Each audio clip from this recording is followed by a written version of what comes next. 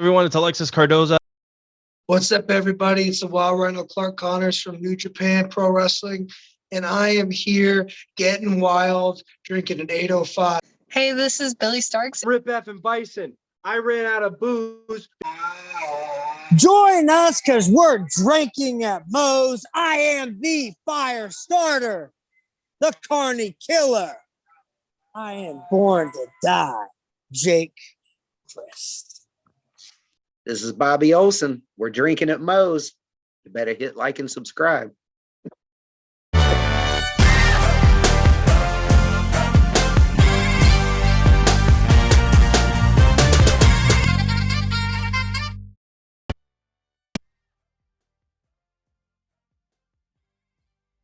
right, everybody. I want to thank Reaper Apparel for having Drinking at Moe's be a brand ambassador.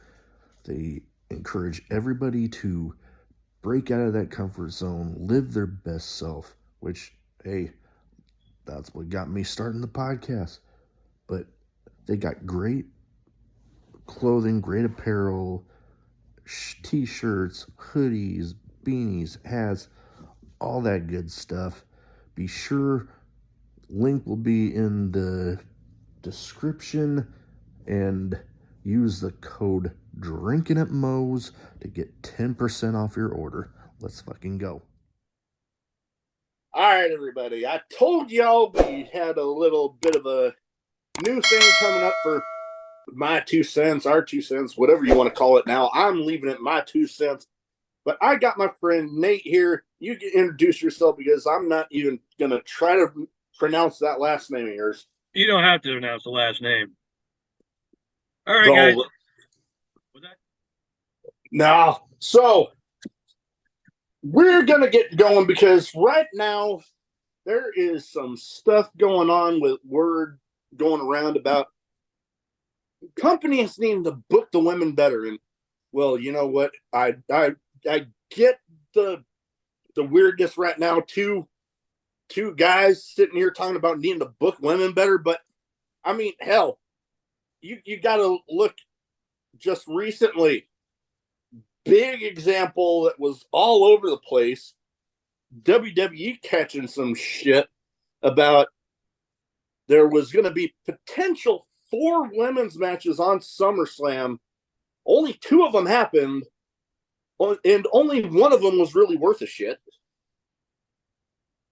But then you have people, me being one of them, having the logic here that, okay, you're going to say that stuff was cut for time constraints, but then you have a battle royal that, I mean, LA Knight's blowing up, but come on, you could have figured out something else for him.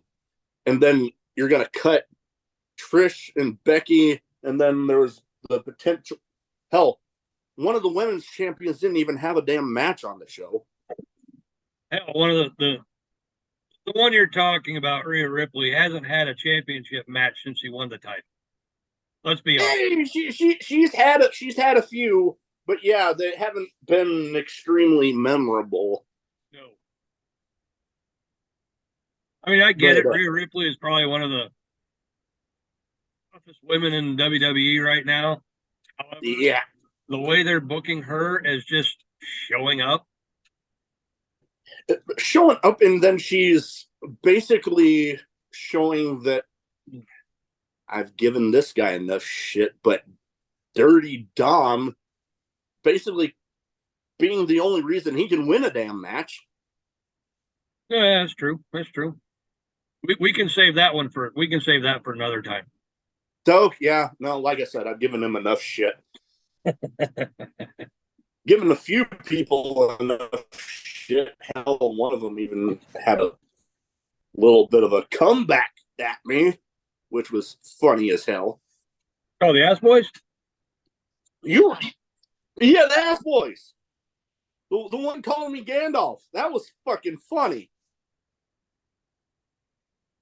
And the funny part about it is, but just going off of that, he's going to sit there and call you Gandalf. Yet ever since they joined Bullet Club Black and Gold, have you seen them?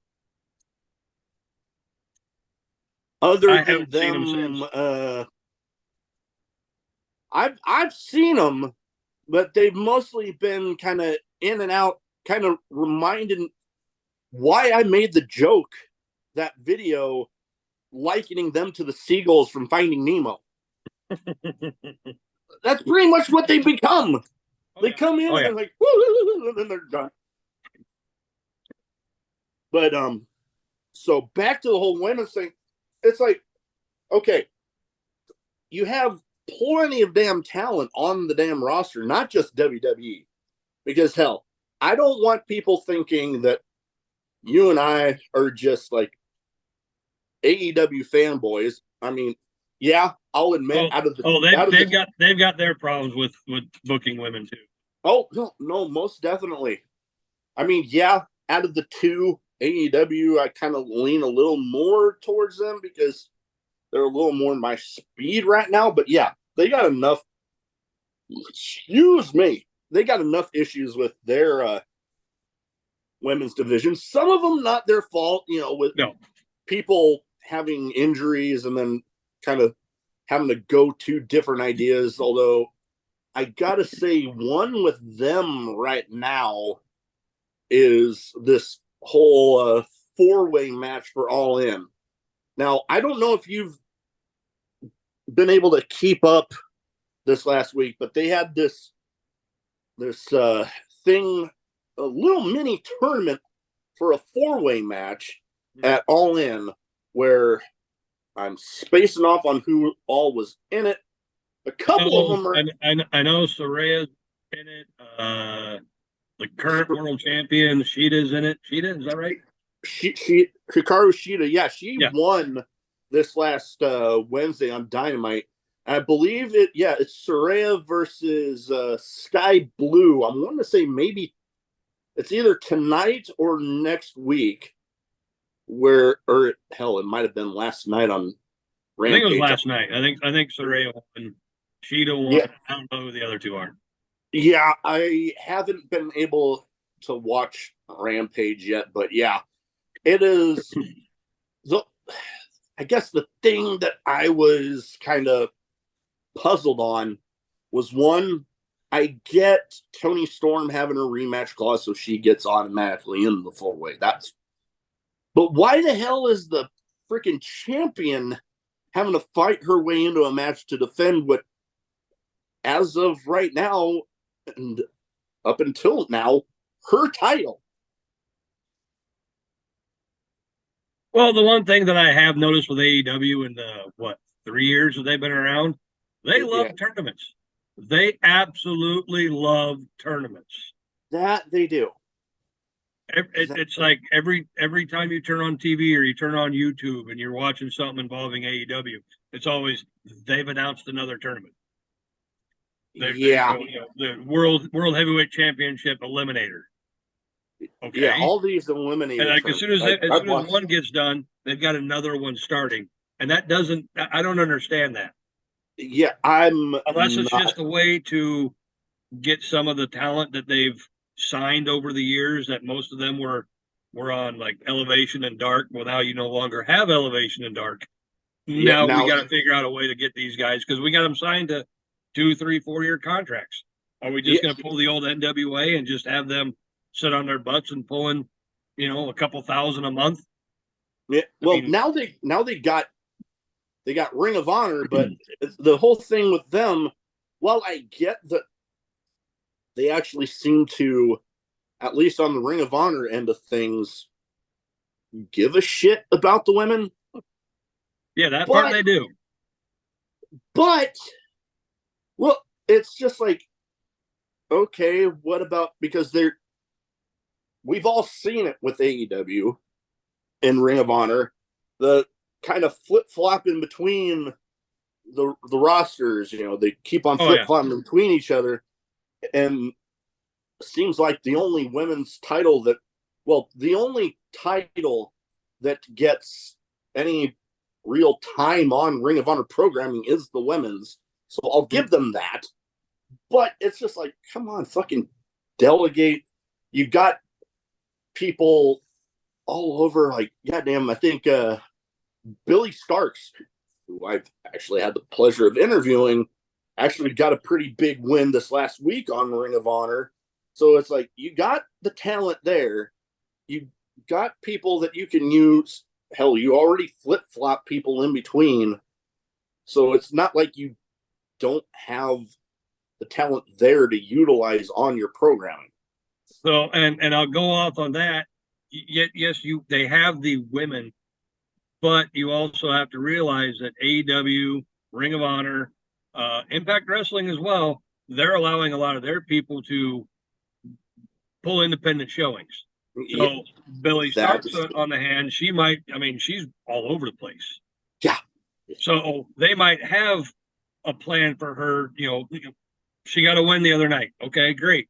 Next week, they might have a plan for her to wrestle Athena for the championship, but she's already booked for something else. So they have to kind of go off on that. And yes, it sounds ridiculous, but it's almost one of those things where it's like, okay, WWE has agents for a reason. So if you have someone that's producing it or something, like, okay, cool, you got the win.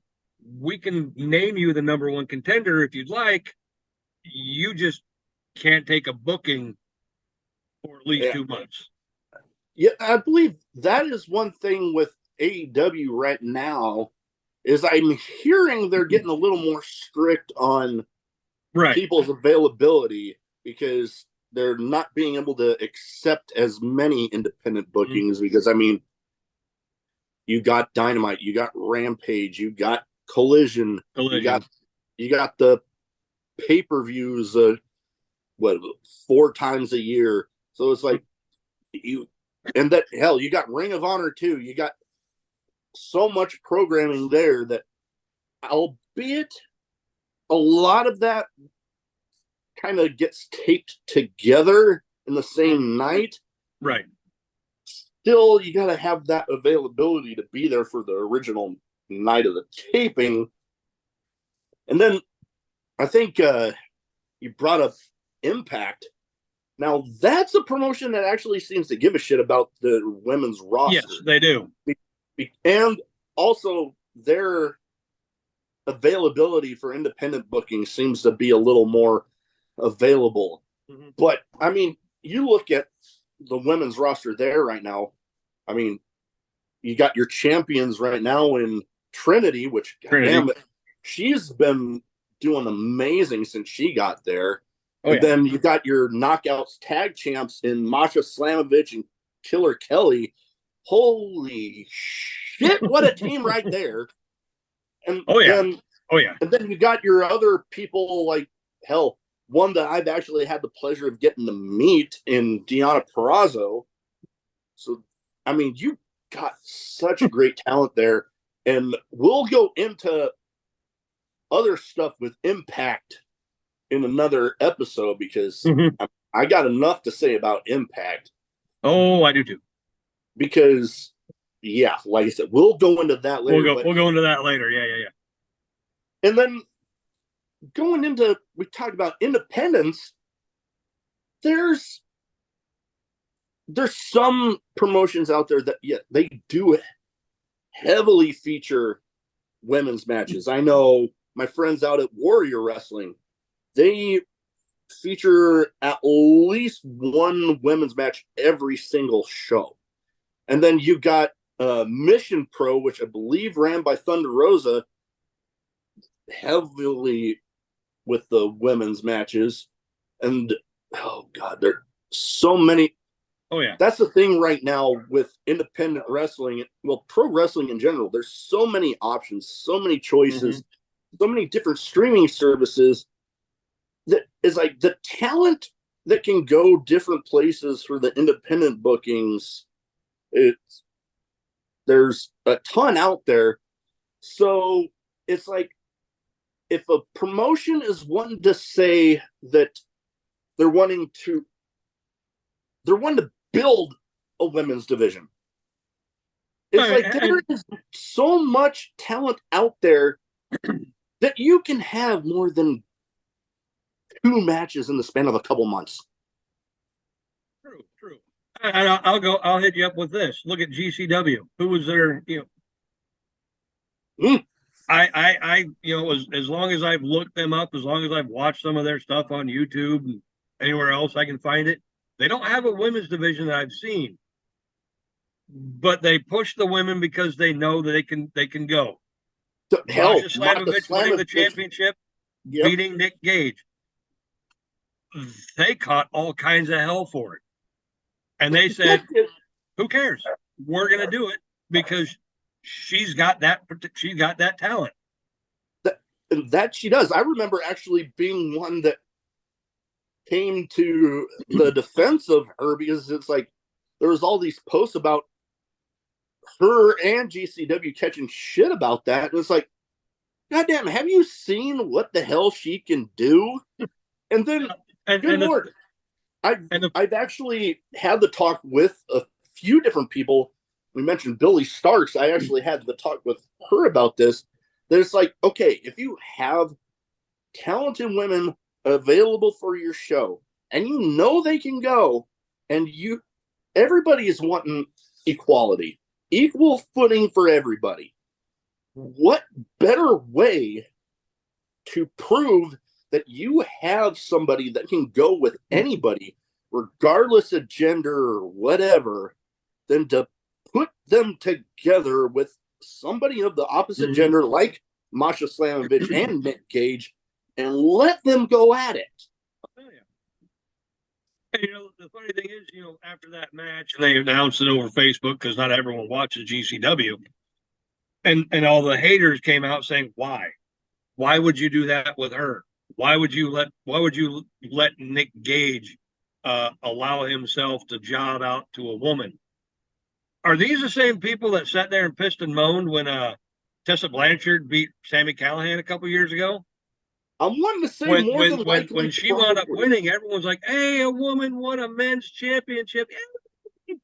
I thought it was cool too. Yeah. But now here we are. It hadn't happened since, however long that was. And now you got Masha going into, I don't even know where it was at. It was in GCW, but I don't know where the show was at. And she wound up beating Atlantic City because something like that.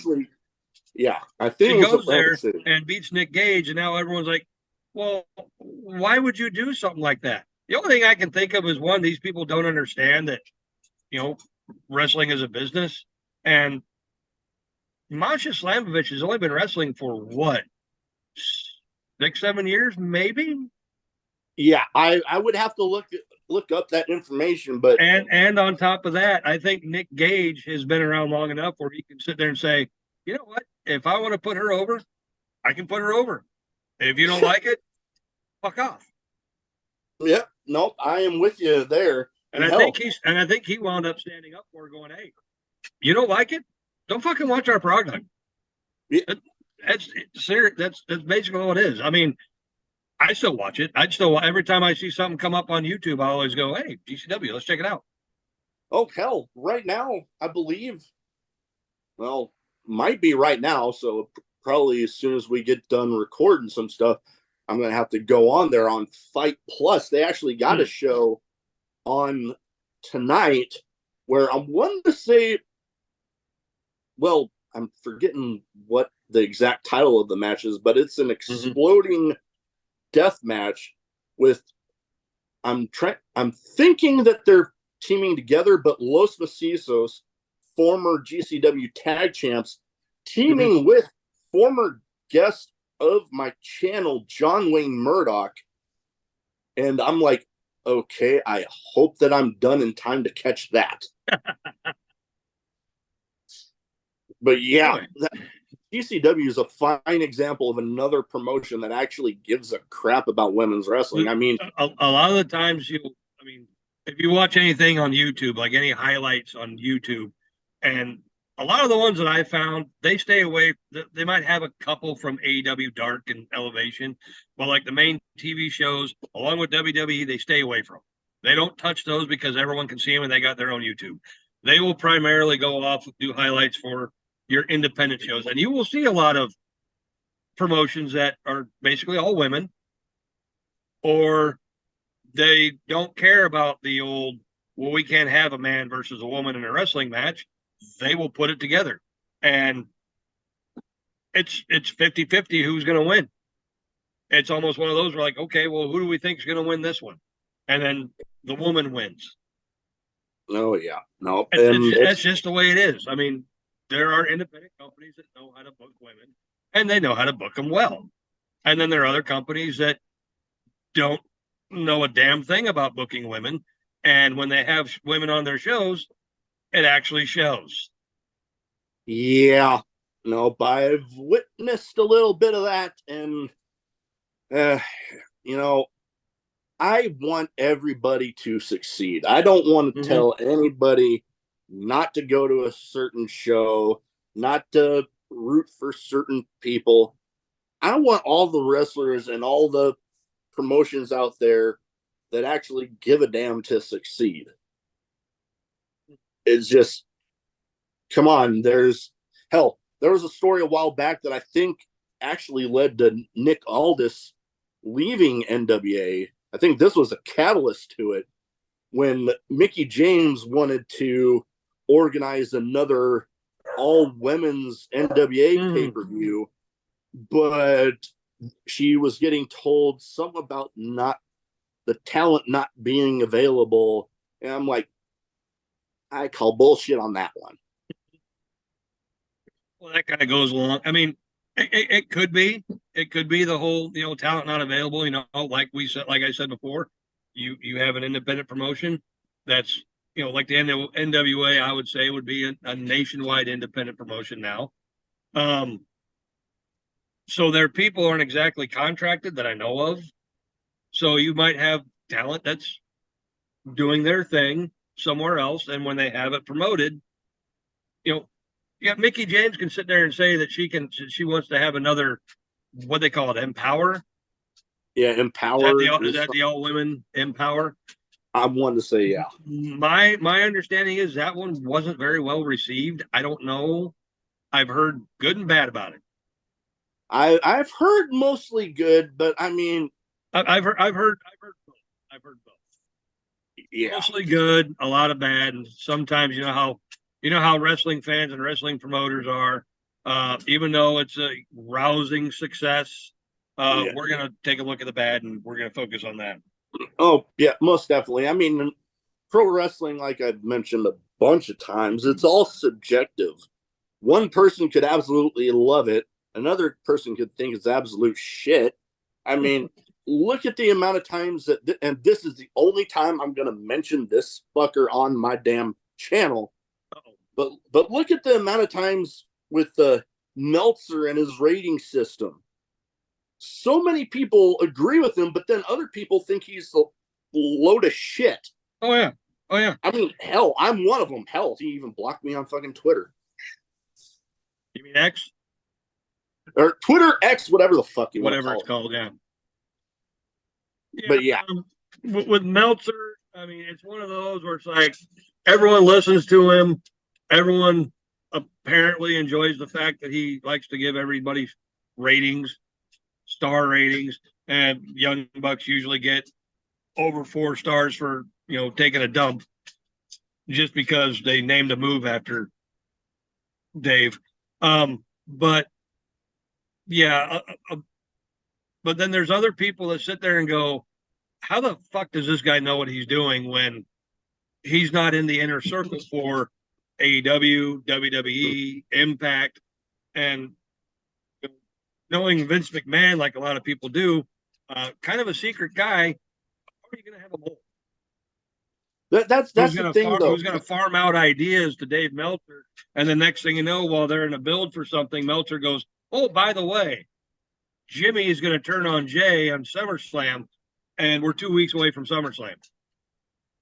That's the thing, though. I've heard this multiple times that a lot of people will feed him information, more often the wrong stuff, just to see him post it, and then people be able to call him out for his bullshit. Which I mean, I've done more than once. But it's Dave Meltzer, and take him or leave him as it is. Yeah. But anyways, that I don't. If do you have anything else with the regards of women's wrestling and Oh, hoping and as far as the women booking of women, like for WWE, you have a grand total, and I'm not going to talk about NXT. So you have a grand total of what? 5 hours of programming a week, 3 hours on Raw, 2 hours on SmackDown. Okay, your Raw Women's Champion is either hurt or not really wanting to wrestle, or they just can't find anybody. I believe The only one they've actually had that looks like she might be able to do something is Raquel. Is it Rodriguez or Gonzalez? I don't remember anymore. Rodriguez. I think they switched it when she came back over from NXT. But I'm wanting to say, with regards to Rhea Ripley, I'm believing she has somewhat of an injury right now. That is, I don't know what it is. Plus, she just got engaged, so congratulations to her on that one. Oh yes, no, by all means, congratulations to her.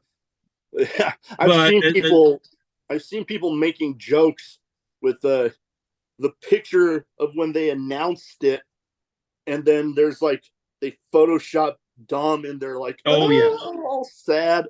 It's hilarious. Well, and this is like something for another day, but you know how WWE and AEW's got that hunting for sacred relics, relics. They did one on Rey Mysterio, and if you want to talk about killing kayfabe, just watch the one on Rey Mysterio. Oh, I've done that. I've seen that one, and it's like, okay, so guaranteed that was filmed while Ray and Dom were having their tiff, and well, next thing you know, you watch it, and they walk into Ray's house, and there's Dom sitting at the dining room table. And he's getting up there having like lunch or something like that. And he's sitting there asking about, you know, the outfit that he wore for Halloween Havoc in '96. Yeah. Well, that's a good way to kill kayfabe. Now people are going to realize that you guys really don't hate each other. But I mean, kayfabe got killed a while back, but I mean, yeah, I get where you're going. So, yeah, it's kind of hard to, I think that's one of the reasons why WWE has pushed Dirty Dom like they have, just to kind of push out the kayfabe aspect and just make him the most hated guy in WWE without having to go after his Hall of Fame dad. And by the way, new U.S. champ dad, which I'm pretty sure we'll listen to him piss and moan about. Yeah, and oh god, you just get this idea popped into my head. I don't even want to think about it, but don't think about it. I gotta mention it now. I gotta get it out of my head. All right, fine, get it out. Dom and the North American title versus his dad in the U.S. title, and boom, now you got Dom 2 belts. There's 2 belts. I can see them doing it. I do too. I hate it. I hate that I have that feeling that they're going to do it. But yeah, as far as booking of the women goes, when you look at Raw, they got 3 hours of programming. They really can't base everything around Rhea because she's hurt, so she usually just accompanies Dom and the rest of the Judgment Day. So now you've got to worry about the storyline with Becky and Trish, and then who else is there? Candice LeRae. Looked it up. Candice LeRae she's on SmackDown. I think she's on SmackDown, even though she was at Raw. Well, hell, that is the damn thing right now. And we don't know where anyone is. We don't know because the damn another idea for another fucking episode. But that damn brand split don't mean shit. Mm-hmm. It don't. It's like, why even freaking have it? I had no clue. But anyways, that is about all I have for this episode. Yep. Whew. Boy, I got all worked up. All freaking worked up. But anyways, we got plenty of stuff planned. We got another episode that we will be recording here soon. And you know how I schedule the stuff out. So, thank you for watching. Thank you for taking the time to help me out here. Let's fucking go.